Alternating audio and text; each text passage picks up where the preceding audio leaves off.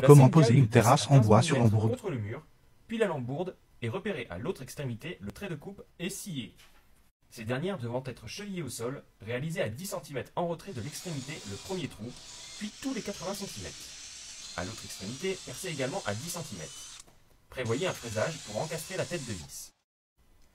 Positionnez les tampons tous les 50 à 60 cm dans le sens longitudinal de la lambourde. Près du bord de la terrasse, ménagez un espace de dilatation sur les côtés et en bout avec une cale de 10 à 15 mm contre le mur.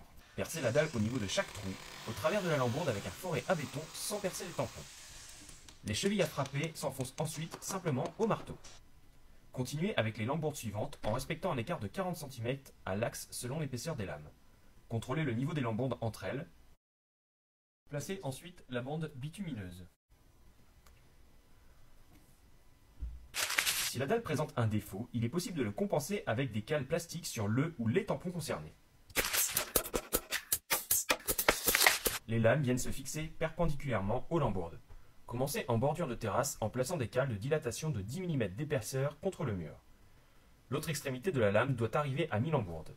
Tracez un trait repère au crayon, reportez à l'équerre, puis sciez. Préparation de la première ligne de pose. Relevez la hauteur de la lame de finition et sciez si nécessaire. Positionnez provisoirement la future lame de finition sur le champ de la dalle et posez la première lame en recouvrement. Chaque vissage se situe à 20 mm de l'extrémité, sauf sur l'extrémité en débord, car la lame doit être vissée sur la lambourde. Réalisez un avant-trou et fraisez pour l'encastrement de la tête de vis, puis vissez. La longueur de vis doit être égale à 2,5 fois l'épaisseur de la lame. Laissez un espace de 2 mm et mesurez la distance manquante pour atteindre le bord de la terrasse, et majorez de quelques centimètres. Ce débord permettra au final de réaliser la coupe de finition en bordure de la terrasse. Fixez sur le même principe. Selon votre configuration, procédez à un essayage à blanc afin de produire le moins de chute possible.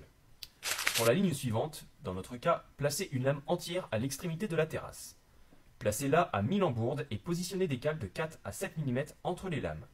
Placez également une cale de 10 mm contre le mur et une cale de 2 mm à l'extrémité de la lame précédente. Mesurez, sciez et fixez sur le même principe.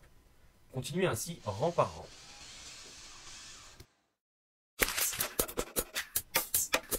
En bordure, positionnez la future lame de finition, repérez et tracez la ligne de coupe des lames au cordeau. Coupez les débords des lames à la scie circulaire. Fixez les lames de champ en périphérie. Il est plus esthétique de terminer par la pose de profilé de finition